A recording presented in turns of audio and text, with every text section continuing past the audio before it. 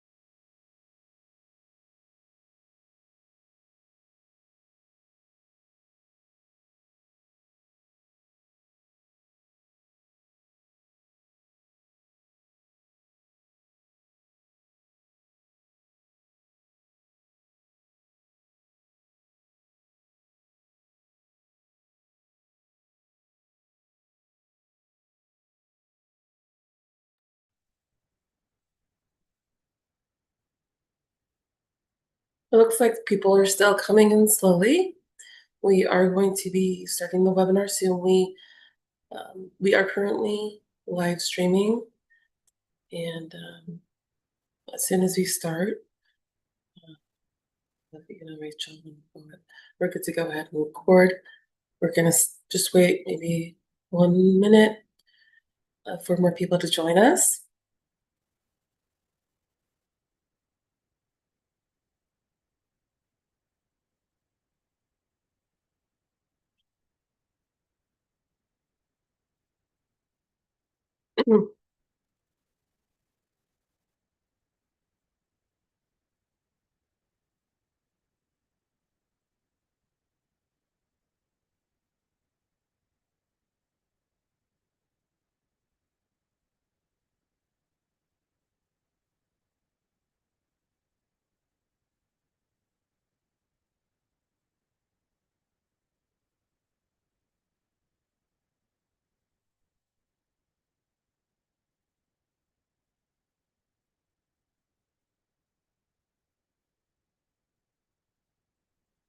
Rachel, will you go ahead and start the recording for us?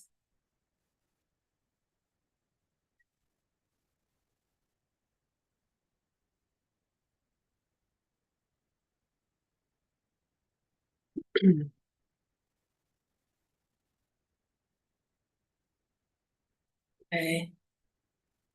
It looks like we're still getting people slowly coming in, and that's fine. It's about 12:01, so we're just going to go ahead and get this show on the road. So welcome, and thank you for joining us for the last installment of our three-part Journey to 2050 technical webinar series. Today, we're going to be discussing how we assess our region's multimodal needs and incorporate them into our long-range plans. So when we, I'm sorry, I'm supposed to be going, Rachel, I'm going to go ahead and advance the slides. I'm sorry, I missed that.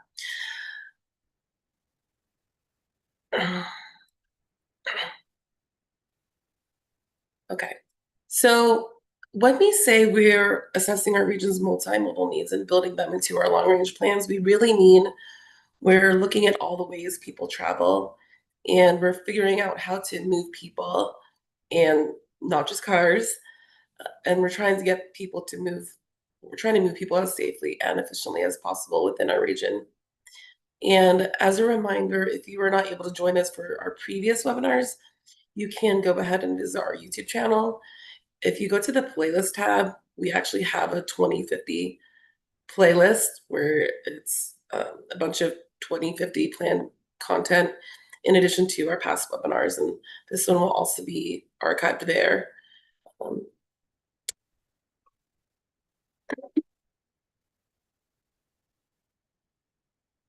So my name is Leilani Vayalonga, and I am a communication specialist with Metro Plan Orlando. And I will be your host today, as I have been for the last couple of webinars. And this is my second MTP with Metro Plan Orlando, and I enjoy learning more of the technical side with the planners and having this important conversations. And so I hope that you as well find them beneficial, as well as it pertains to the planning work that you all do. So today I am joined by some of our planning staff, and we have an all-female cast of characters who will be guiding us today. So I'm going to invite them to the presenters to turn on their cameras so that they can introduce themselves. And we are going to start with my cubicle neighbor in the office, Adriana. Yes, thank you, Leilani. I'm Adriana Rodriguez. I'm a senior transportation engineer with Metroplan Orlando. And hi, everyone. My name's Laura Bauk. I'm the manager of project development here at Metroplan Orlando. Happy to be here with you today to talk about our needs assessment. And good afternoon, everyone. My name is Taylor Laurent. I'm the manager of transportation planning at Metroplan Orlando and also the 2050 MTP project manager. Thank you for joining us today. Wonderful. Thank you, ladies. Okay, so who is Metroplan Orlando? As your local metropolitan planning organization, or MPO, we lead transportation planning efforts in Orange, Osceola, and Seminole counties. So we bring together local elected officials, our technical experts, and the community to shape our transportation future. And together we set priorities and determine how federal as well as state dollars are spent on transportation projects within our Tri-County area.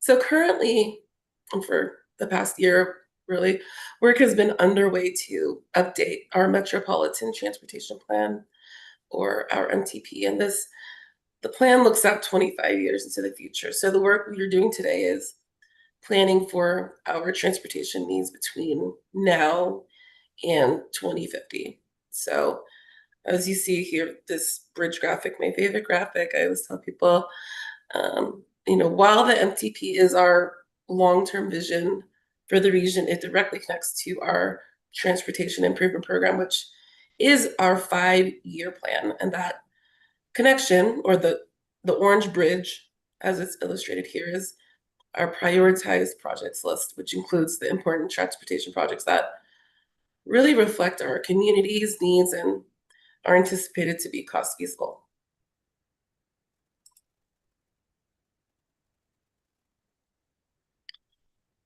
And at a very high level, the 2050 MTP planning process is made up of 5 basic parts.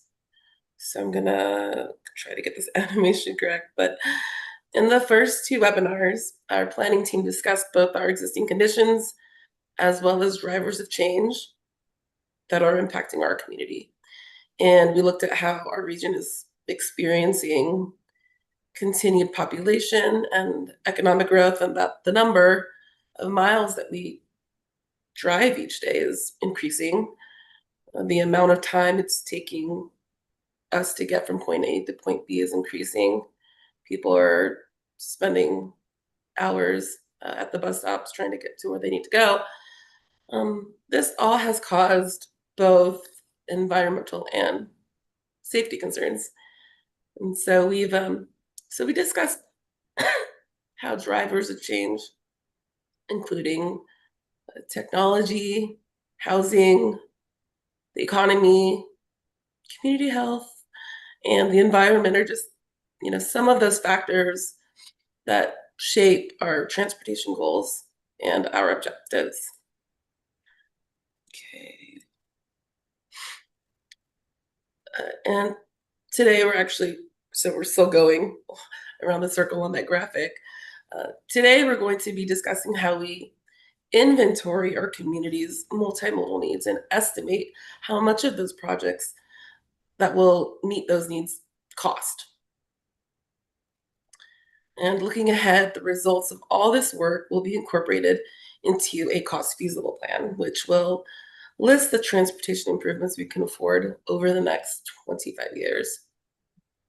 And so throughout the planning process, we continue to seek input from the community through our in-person presentations that we've been doing and our tabling out at events where we are sharing MTP information with the public and getting feedback through surveys and through comments and having dialogue with our residents. And these technical webinars, like the one that you're sitting in today, is just one example of the many ways that we're trying to engage the public.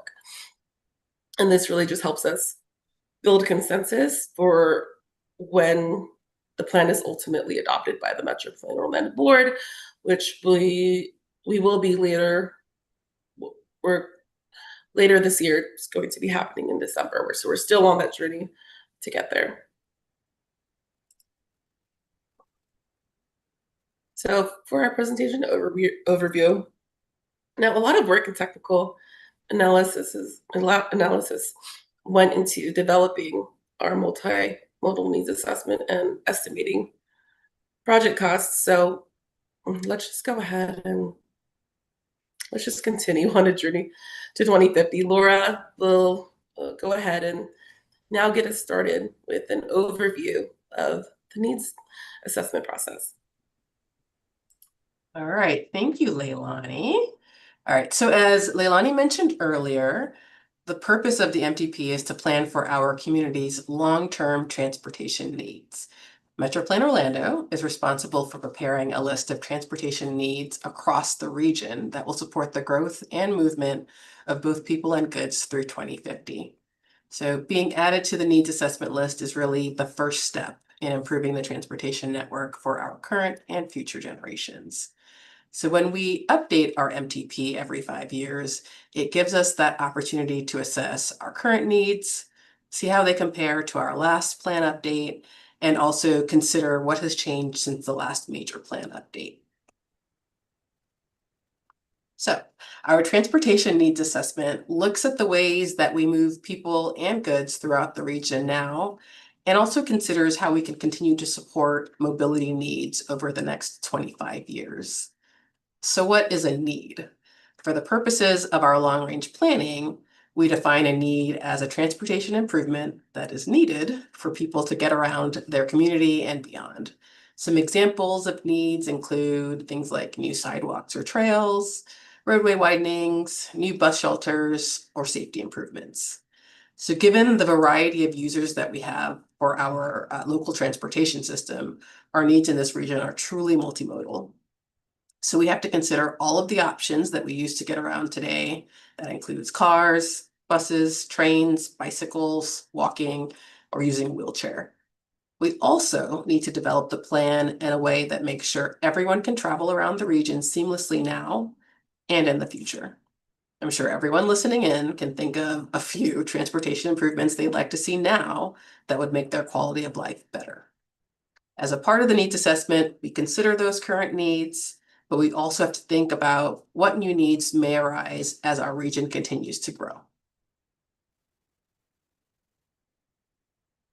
So this makes the transportation needs assessment a critical component of the 2050 MTP.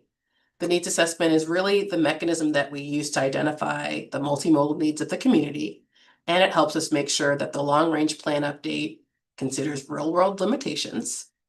It's emphasizing projects that can realistically be constructed given those constraints, that it's informing our priorities for future investments, and that it reflects what we're hearing from our local agency partners and from the community. So coordination with those local agency partners was a critical part of developing the master needs list. Our outreach to those local partners as we completed the needs assessment helped us to confirm and refine the identified needs with the very agencies that are ultimately going to lead the planning, design, and implementation of each of these projects.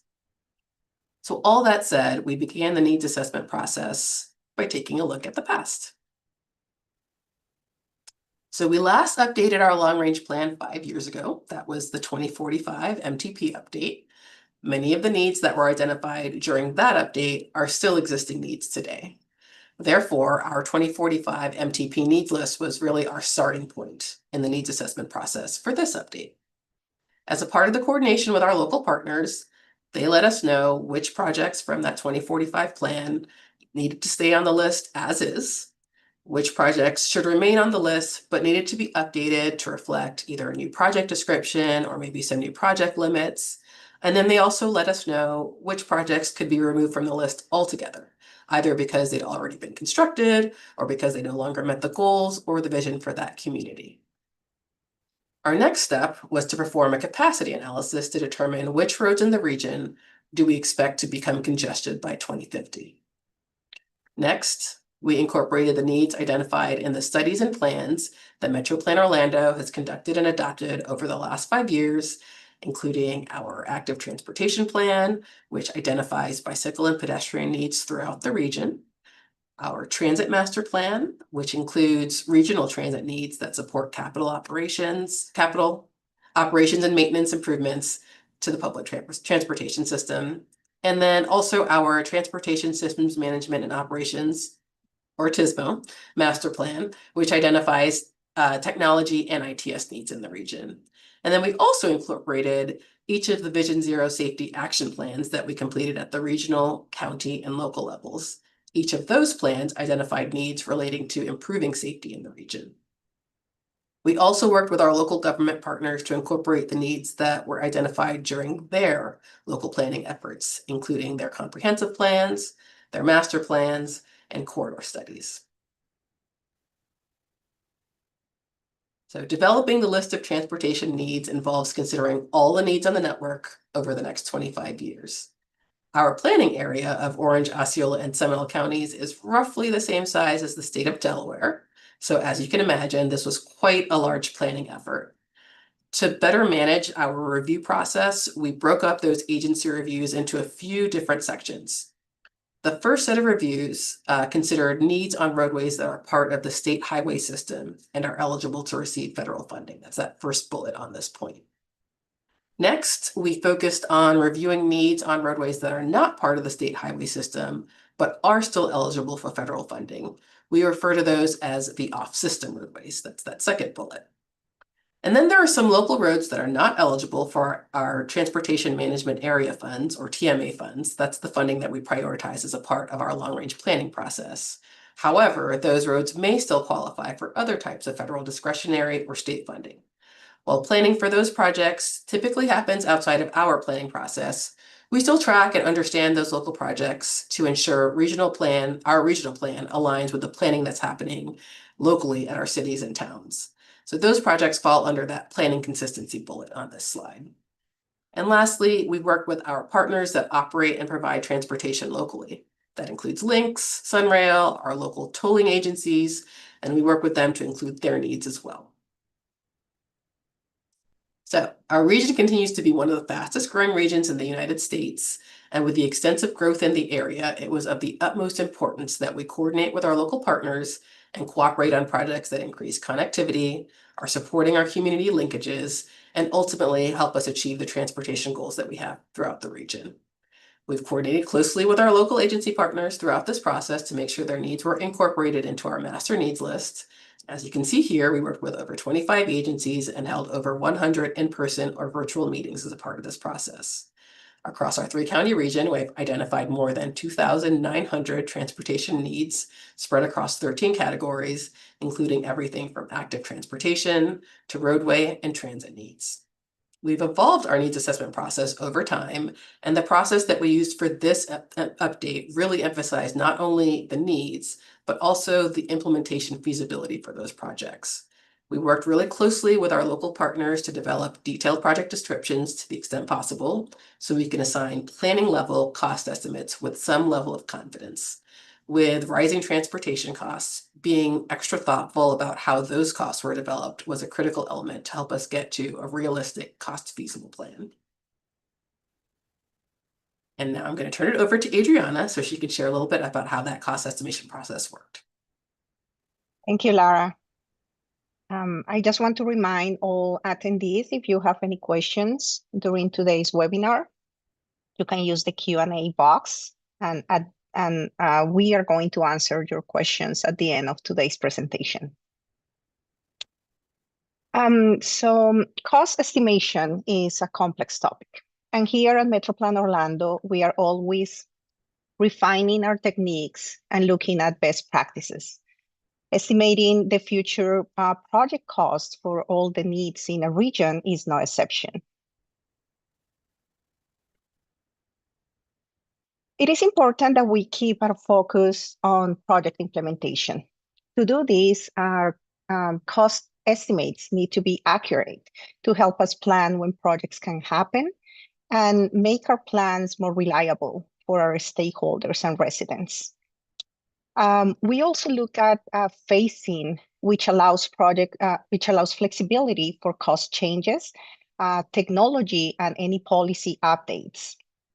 And we also consider factors that could affect project cost, such as the project type, location, and if there are going to be any environmental impacts. We develop a cost estimation methodology for our 2050 MTP, building off our 2045 methodology and bringing in relevant best practices. These best practices were developed after reviewing case studies from 5 other MPOs or TPOs. From there, we apply a cost buffer based on how complex the project is. Some of these projects may be relatively straightforward with fewer risks and impacts, but other projects have the potential to be more complex. In order to determine this, we coordinated with our local agency staff to identify what is the expected level of complexity for each of these projects.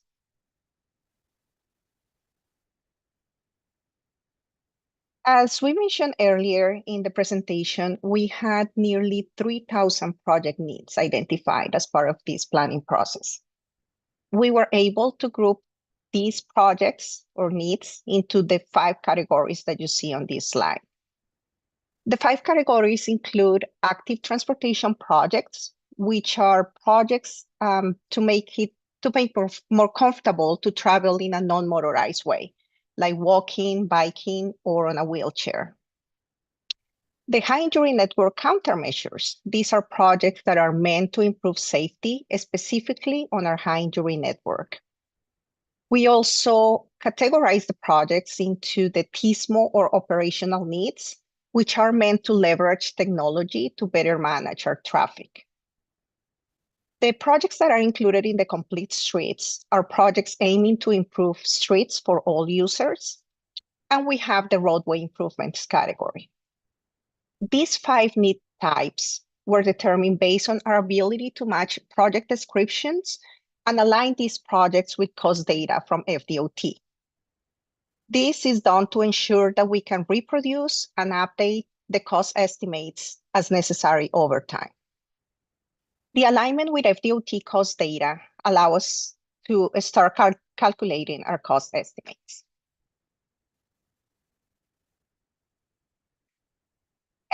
FDOT publishes cost per mile model reports for different project types that we use to calculate project cost for future projects.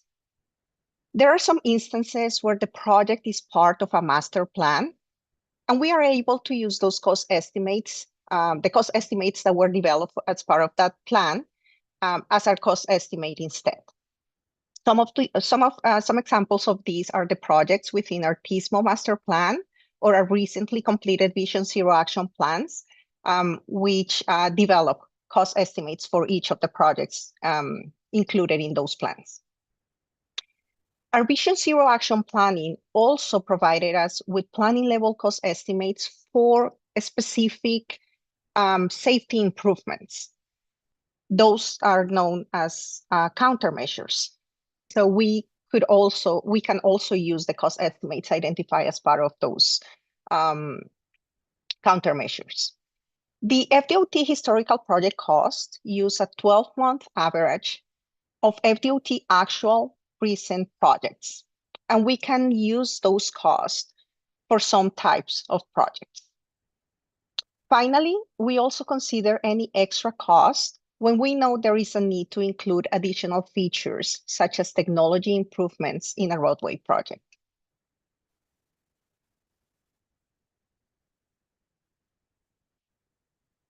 Project phases typically include planning, design, right-of-way acquisition, and construction. So in addition to developing construction costs, our process includes developing cost estimates for other phases of the project development.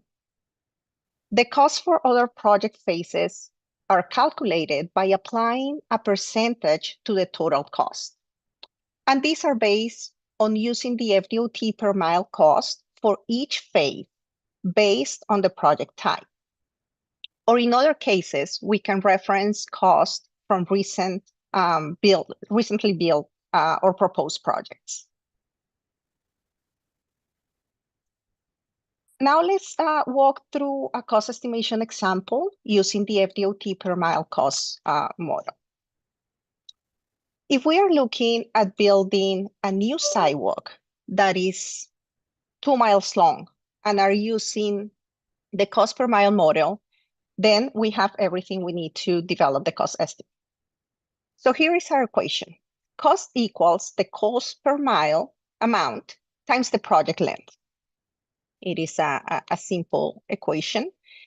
Here is our equation with the cost per mile source from FDOT and the length of this example project, which is 2 miles. In order to get the cost estimate, we just multiply the two, and we get a total of under $700,000 for this project. Now let's look at how we account for project complexity. There are several unique factors that can impact how complex a project is going to be, including the location, any impacts to the environment, the need to buy land, or potential drainage issues. We work with local government staff to consider what complexity factors may be at play for each project, and then we assign a complexity score that you see in the table. If a project is determined to have additional complexity, then a cost percent increase is applied. So we can better plan for how much this project will cost when accounting for things like purchasing property or addressing wetland impacts. Now, using the same example from earlier, let's assume that we have worked with the local town where the 2 mile sidewalk project is going to be implemented. We have determined that this project has a medium complexity, maybe due to additional land that will be needed to make the connection. From the previous table, we know the cost percent increase for medium complexity is 50%. So we are going to take our original sidewalk estimate for just under $700,000, and we are going to multiply that by 50%, which is the percent increase for medium complexity. Then we add that additional cost to our initial cost estimate to get the final project cost. So this final cost is the cost plus the buffer for the complexity factor. In this case, the total will be just over $1 million.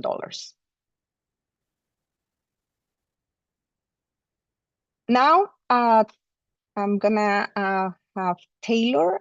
She's gonna discuss the results of our needs assessment and next steps for the 2050 MTP. Thank you so much, Adriana. So let's complete today's webinar and presentation by discussing the results of our needs assessment and start by going back to the local feedback that we received. So earlier we shared that we held over 100 meetings with over 25 agencies while developing our multimodal needs lists. This ensured that we received feedback from everyone who needed to be at the table to discuss multimodal transportation. We heard from Orange, Osceola, and Seminole counties, all 20 of our cities and towns, Lynx, as well as Sunrail, our airport partners in Sanford, Orlando, and Kissimmee, the Florida Department of Transportation, the Florida's Turnpike Enterprise, Central Florida Expressway Authority, as well as the Central Florida Tourism and Oversight District, just to name a few. Each of these different agencies brought their unique needs and perspectives to the conversation. And we had our partners help us identify if our draft needs list was still accurate and reflected their community's needs both now and through 2050. By asking specific questions of our local agencies, we received invaluable feedback, including new or updated descriptions for each of these projects, known complexities that could affect both the level of effort and cost of the projects, like Adriana was explaining just a few moments ago, the level of priority of each project from the local agency's perspective, as well as any jurisdictional transfers or changes in roadway ownership that were recently completed. The feedback that we received was incredibly important to help us make sure that the needs for the 2050 plan not only reflect what needs to be done today, but will be needed over the next 25 years to both update and clarify the project needs on our multimodal list. Now, as Laura mentioned earlier, a few thousand project needs were identified throughout this process. And with so many projects, it probably isn't a surprise that we both look for and find opportunities to combine projects. Where there are separate needs that were located at the same locations or potentially even on the same road, those were reviewed for potential implementation together, which is also known as a consolidation process. By consolidating projects, that offers advantages such as reduced costs, reducing the number of times a road may be under construction, and accomplishing multiple improvements at once. While we look for these opportunities, however, all projects are not able to be consolidated. We look at several factors before deciding if there is an opportunity to consolidate projects and if it will be beneficial for the region to do so. Some of the questions that we ask include, do the individual projects share similar timelines? Are they each of a similar priority level to the local municipality? Is the scope and scale of the combined project still manageable? Will the combined project become too expensive to feasibly implement? And will the projects be maintained by the same local agency? Just to name a few of those factors we considered. After our team identified these consolidation opportunities, we then circled back with each of our local agencies and municipalities to talk with them about these opportunities. We wanted to confirm that they agreed with the proposed consolidations before formally incorporating them within the 2050 plan. Now, here we have an example of this consolidation process in practice. This location is in Ocoee, Florida, and shows how multiple projects were proposed along Blueford Avenue between Old Winter Garden Road and State Road 50. We had 3 high priority needs that were identified. The first being an improvement to safety through the intersection and upgrades as well as technology. The second improvement was enhancing operations and safety through technology, again, on that exact same location. And then third, introducing features to improve comfort and safety for multimodal users. Now, these projects all have the same location, same project limits, and really presented a prime opportunity for consolidation. And these projects, despite being fairly different from each other, are complementary and were able to be combined. So here we can see the consolidated complete street and technology project with an updated description, which combines the 3 separately identified needs into one cohesive project. The proposed project is both manageable for future implementation, and the overall cost of the combined improvements did not become prohibitive. The consolidation was also approved by the local agency. And once this consolidation process was completed for the entire needs assessment and approved by our local government partners, the overall multimodal needs list was consolidated down to the 2,900 projects that are included in the 2050 plan. The resulting list of needs is shown here, broken down by category. And as you can see, needs have been identified across every type of travel mode and every type of facility that serves our residents and visitors each day. The most transportation needs were identified for the state highway system, with nearly the same number of technology and operations improvements were identified as active transportation projects. Then following those three categories, we had urban corridor improvements, transit needs, and high injury network countermeasures or safety projects, closely following those original three in terms of the number of projects and needs that were identified. A significant number of planning consistency projects, as Laura explained earlier, which are included in the plan for reference, are also shown under the Orange, Osceola, and Seminole County and municipalities categories there on the center of your screen. Now, while this figure focuses on the number of transportation needs identified per project area or per category, this doesn't account for how big or expensive some of these projects are compared to others. So let's take a look at these projects in a few different ways. Now, this chart shows the needs and those different categories associated with them by how big they are, or more specifically, how many miles long each of them are. This is measured through centerline miles, which simply means the number of miles of improvements, regardless of how many lanes there are on a road for a given project.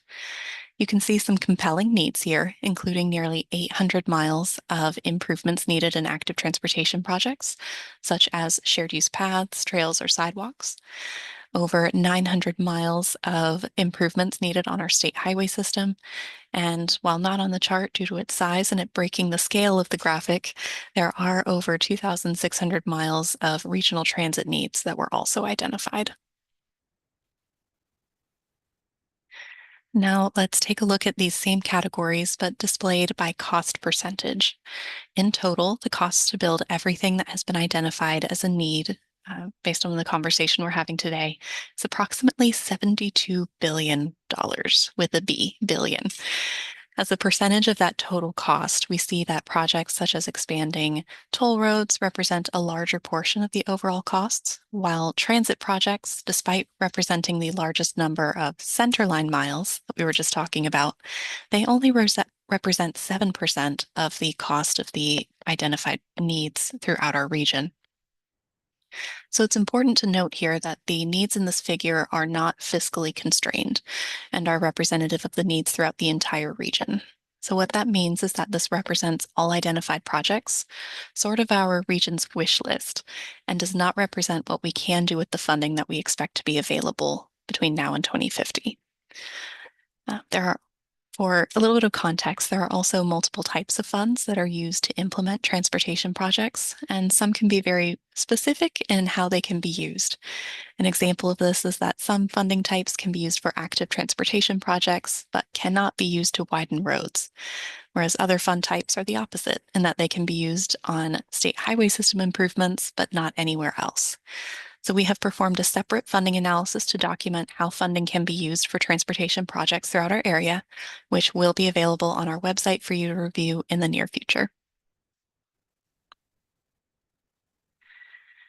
Now, all of these projects, including their estimated costs, are available for you, our government partners, and the community to review and interact with through our 2050 MTP Draft Needs Dashboard, which is available on our website at metroplanorlando.gov/2050. On our website, we also have a PDF with step-by-step instructions to help you navigate the tool in case it's your first time or you're not too familiar with using the GIS tools themselves. Once you're within the tool, you will be able to sort, filter, zoom in, click on, and interact with the projects that have been identified from this multimodal needs assessment. The projects are organized by location, as Laura explained a little bit earlier in the presentation, starting with if it's located on or off the state highway system, if it's a transit need, or if it's the need included for those planning consistency purposes. So as we conclude this MTP needs assessment process, what's next? You may remember this graphic from earlier.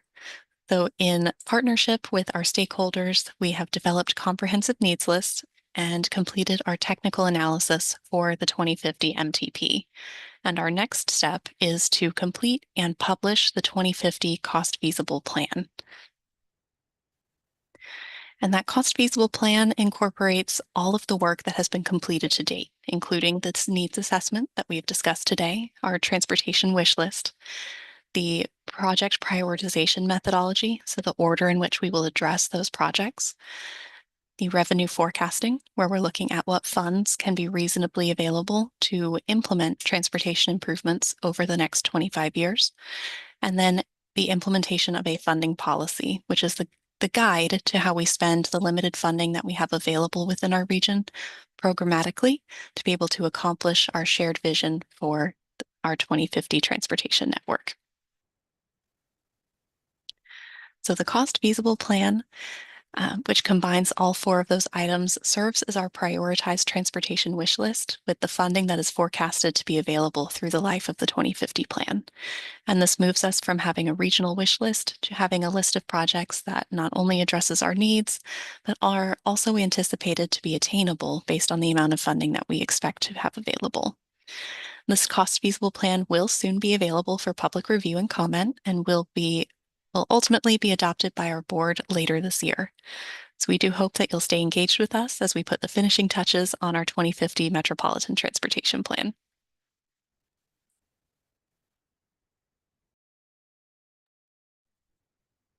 And with that, I'll turn it back over to Leilani. Perfect. Thank you, Taylor and Adriana and Laura. We covered a lot of content there. As I was listening through, and so thankfully we have people engaged and they have some of these questions that are coming through. So I'm going ahead and I'm going to queue them up, and then I'm just going to go ahead and make sure. See, everyone has their cameras on. If we can go into a gallery view, that'd be great. And the first question that we have, this came in live.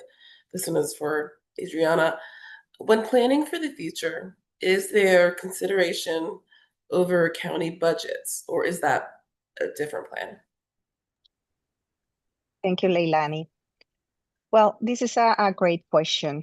In reality, the 2050 MTP focuses on state and federal transportation funding. The county budgets are considered in the MTP in terms of their contributions or responsibilities for transportation funding and implementation, particularly for transit operations. County budgeting is handled in separate local government planning processes, like county comprehensive plans or annual budgeting hearings.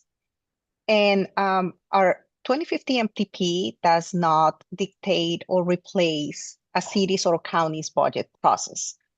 The local governments still prepare, balance, and decide their budgets independently of our process.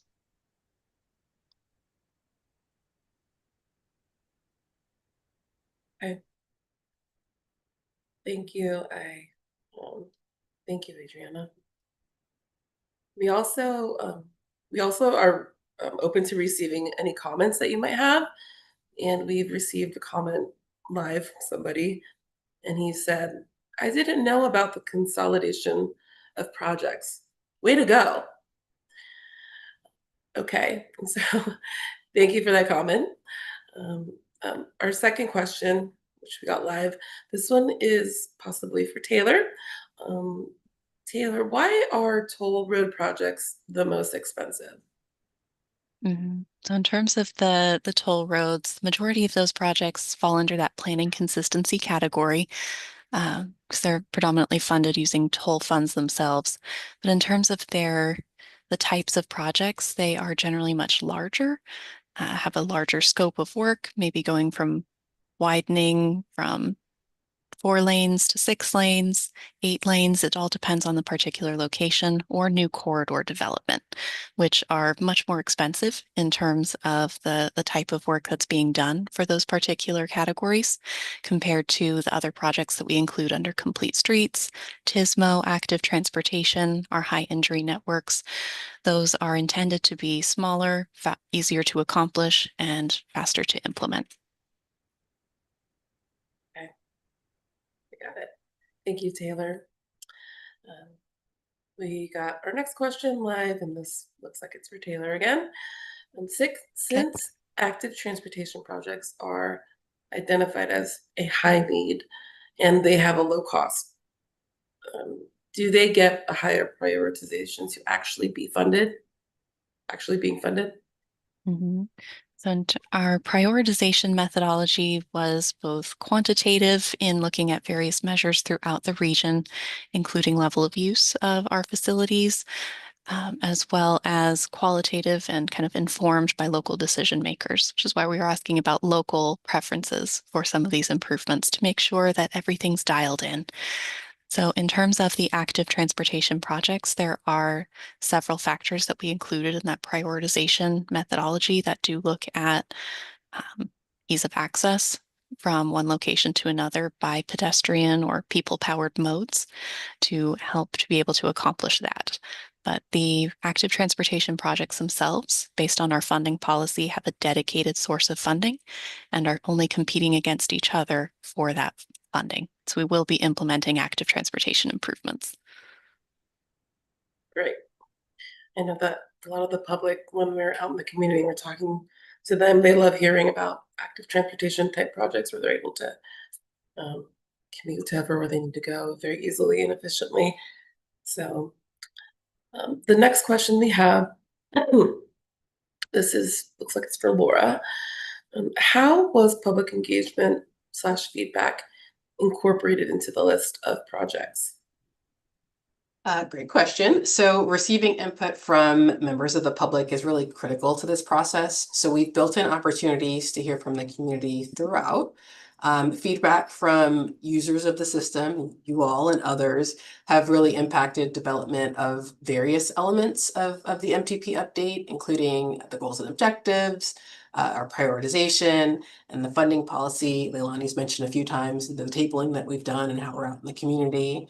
Additionally, there was community input that was received during the development of some of those modal master plans I mentioned earlier, like the TISMO master plan, the active transportation plan, and the safety action plans. We were all out talking to community as we completed those plans. And so that influenced the types of projects that were identified to address the needs identified by our local governments.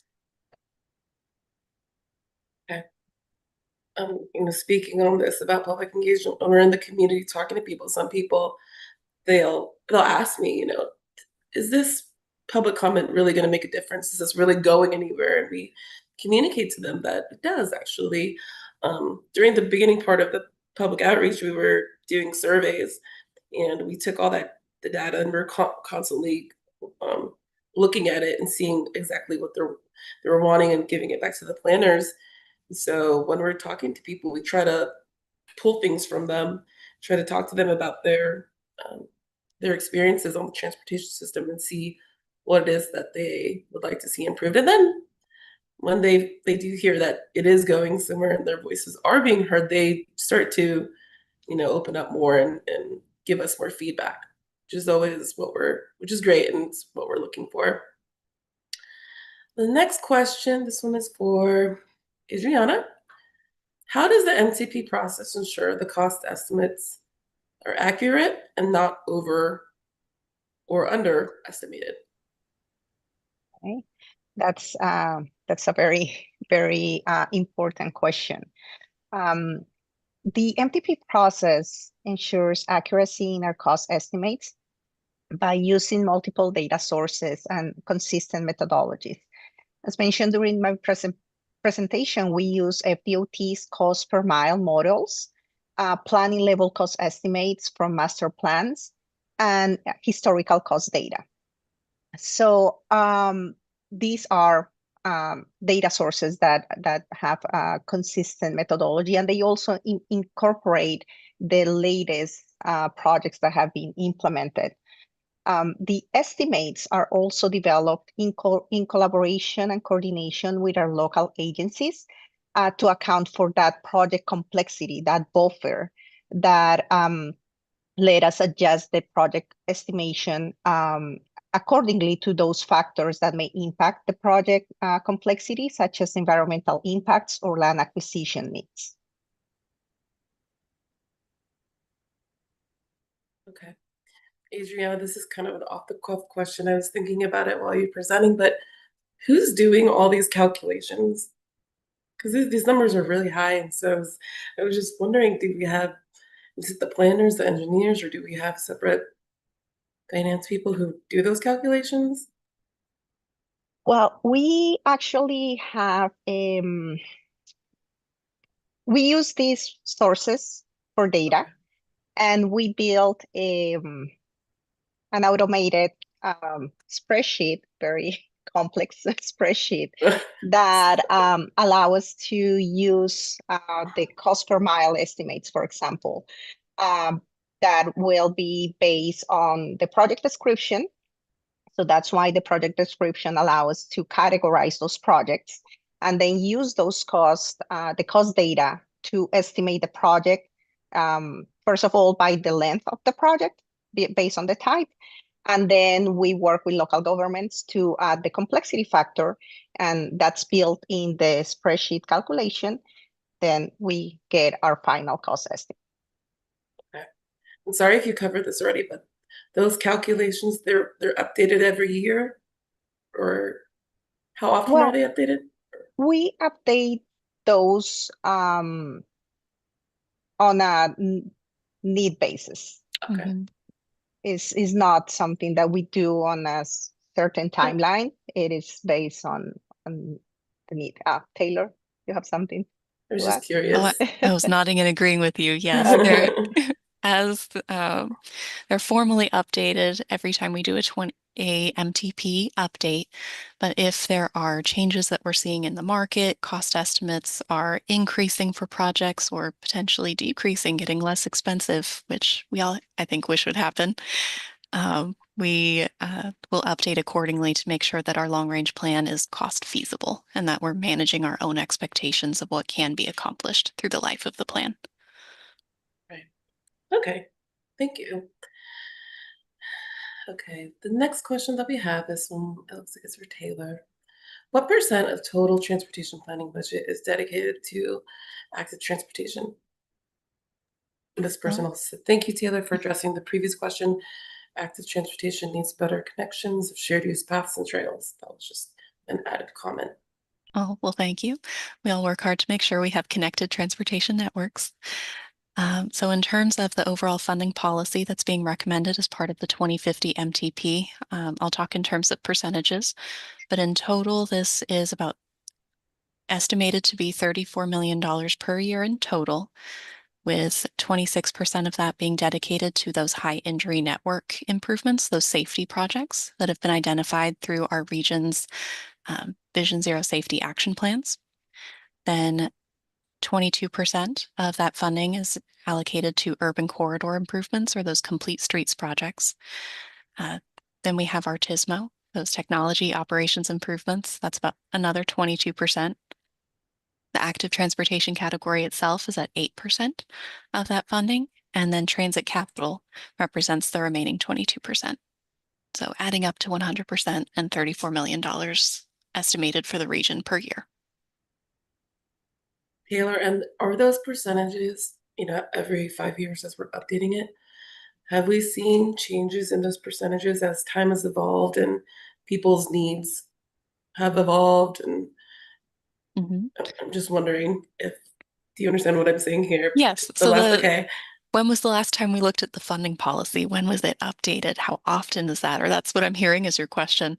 So the funding policy is formally looked at through the MTP process. So the last time we kind of had this discussion about what that funding policy should be, how it's allocated, how we're investing in transportation within our region was last done during our 2045 long range plan.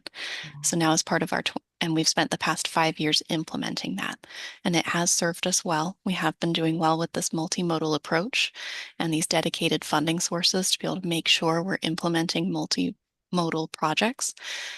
But now that we're here in 2050, this was our opportunity to tweak that, make sure that it's not only addressing what we need to, but giving us that flexibility to adapt and change for the next 5 years until we get to our 2055 plan update. But that'll be 5 years from now. Right. Mhm. So of course, always evolving, changing, shifting Mhm. slowly. Okay, thank you. And we have another question. This one is for Adriana. What is the difference between a master plan estimate and a historical cost estimate? Hey, thank you, Leilani. Well, a master plan cost estimate is a planning level cost that's developed specifically for the projects that are included in that strategic plan, such as the projects in the TISMO Master Plan or the Vision Zero Action Plan. These estimates consider the project-specific details and anticipated improvements. In contrast, a historical cost estimate is based on the average of actual cost from recently completed FDOT projects. So we use those to estimate costs for similar future projects, similar type of projects. Okay, because when you say historical cost estimate, I think you're saying it's the projects that you just have recently been completed. Yes. Okay. Yes, is the average for the last year, the average cost for a specific type of project that has been completed. So those are considered historical, and that's data from FDOT. Got it. Got it. Thank you. We have a question here for Laura. What happened to the projects from the last MTP? Oh, excellent question. So, as I mentioned earlier, the 2045 MTP needs list was really the starting point for our needs assessment for this 2050 update. And so, as a part of our outreach to our local partners, we asked them to identify which of those projects needed to stay on the list just as is, they were good to go. Which of those projects we needed to keep on the list but needed to be updated slightly to potentially incorporate an updated project description, maybe a new maintaining agency, or a change in the project limits. And then there were some projects that they said, nope, we've already delivered this one, it's already constructed, or you can take this project off the list because it no longer meets our needs for our community or the goals for our community. And so we used the input that we got from our local partners and updated the 2045 list as needed to be fed into our 2050 update. So those projects that are still meeting the needs of those communities that still need to be delivered, they just rolled right into the 2050 update. Right. And so when we're doing this again in the next 5 years, we're doing the same process again with those projects, right? We'll be reaching out to our local partners again to say, hey, there's these projects from 2050 that what do we need to do with them? Should they stay on and roll forward, or do we need to rethink things? Yeah. Got it. Thank you. We have, looks like we have about 5 more minutes left. Let's go ahead. We have a question for Taylor. How do I make comments on these proposed projects? Oh, all right. That'll probably be a really good one to end with. So in terms of making comments on these projects, there's a myriad of ways that you can reach out and connect with our team. The first being you can email us at mtp@metroplanorlando.gov. You can call our office. You can come and give comments in person at any of our advisory committee or board meetings. And we'll also have another in-person opportunity that Leilani's going to tell us about in just a moment with our upcoming MTP public meeting. But I won't steal your thunder, Leilani. Got it. Yes. Okay. So Rachel, can you go ahead and put up that slide? So our next public meeting, that's going to be on September 29th. That's a Monday evening from 5 to 7. It's at the Orange County Multicultural Center in Pine Hills. It's a beautiful new building we are going to be out there, and some of our partners are going to be out there as well. So we invite you to come and spend your evening with us. It's also very family friendly. We're going to be having stations there. We can walk around and learn about all aspects of the project. We also, back to the kid friendly stuff, we have activities for the kids, and we are going to also have, light snacks. So again, save that to your calendar. We'd love to see you there. And that's Monday, September 29th, 2025 from 5 to 7. And we will continue to share this on social media and at our board meetings.